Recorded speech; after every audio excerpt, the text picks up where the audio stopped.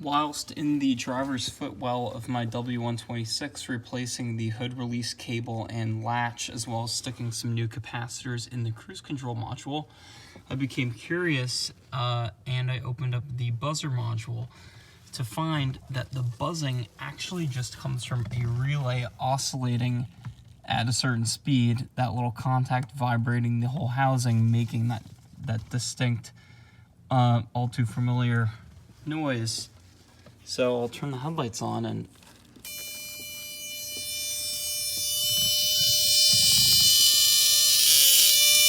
quite literally that contact moving back and forth. So you can see even as I grab this, it changes the tone because this whole housing is vibrating. And I can take a hold of that contact.